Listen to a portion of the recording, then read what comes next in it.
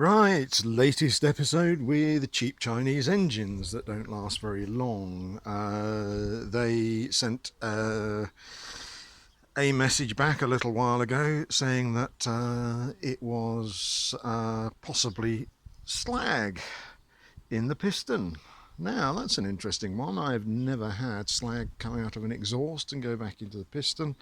I'm assuming by slag they mean welding slag of some sort. Not that they're actually, when you look at the exhaust, which I have now dismounted because they said I could do some simple dismounting without voiding my warranty. Do make sure if you ever have to check out an engine like this that you get their guarantees in writing that they will still warranty it.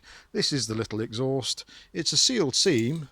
There is a little bit of welding around the inlet port to the exhaust outlet port there. No welding particularly that I can see. It's mainly, there is a little bit, but it's mainly crimps. But as you can hear,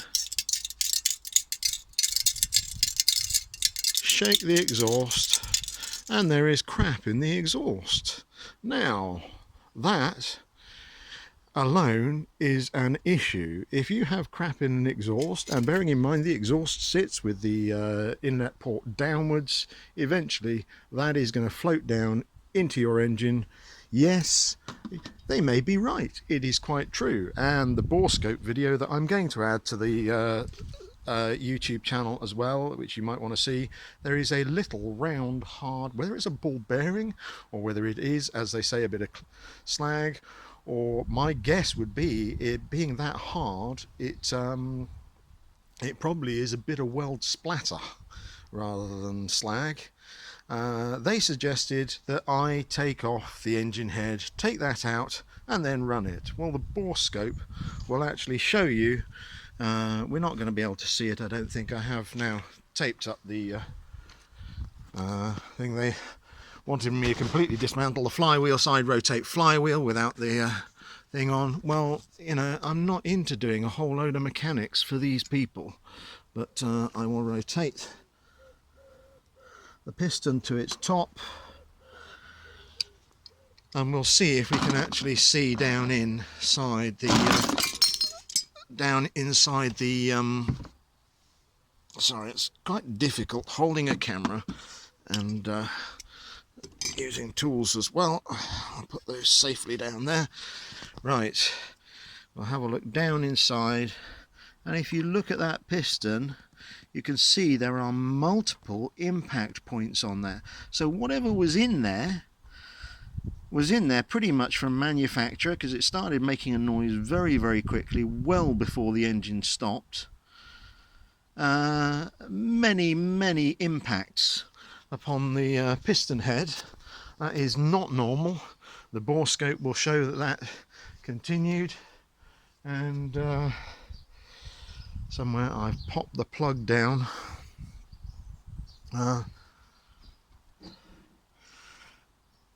But that does mean that all those little impacts, and some of those, there are a number of them on the edge of the piston as well, though there is no sign of melting on the edge of the piston. So again, I reiterate, I did not run this engine without oil. I am not that silly, and they will try and get away with that. Here we go, here is the plug.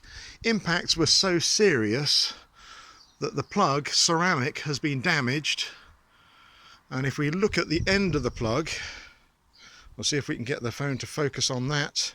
There are even impact marks on the tongue of the plug. You can see 2 dents there.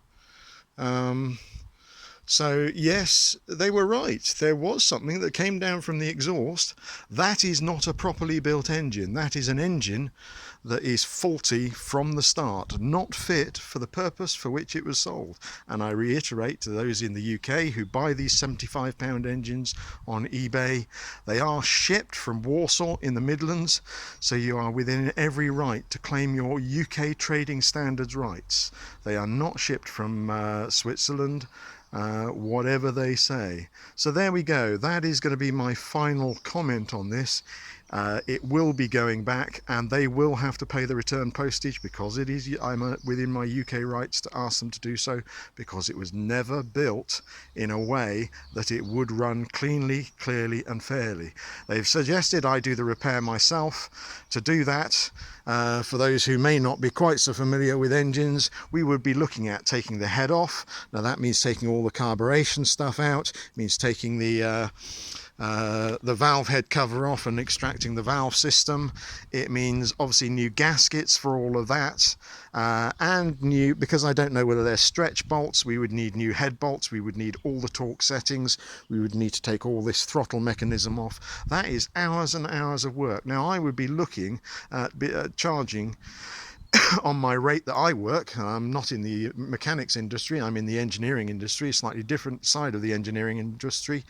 We would be looking at about £185 for that kind of length of work. This engine, not worth it. I would caution you, think very carefully before you buy one of these engines. As I say, they will be expected now to recover it, or simply to give me a full refund and not bother. That is very much up to them, but as far as I'm concerned, this engine has will have so much impact inside the head. It will need a new cylinder head. It's completely shot. It's done. I'm going to take a film of the serial number of the engine, just in case anybody else ever gets this engine passed to them. Have a look at this. Here it is, and I will be passing that on to trading standards as well. Very clear markings on the engine, just to make sure that they cannot do what they suggested to me, which is extract the item out of the cylinder and then try and sell it on to somebody else. One very, very dead engine.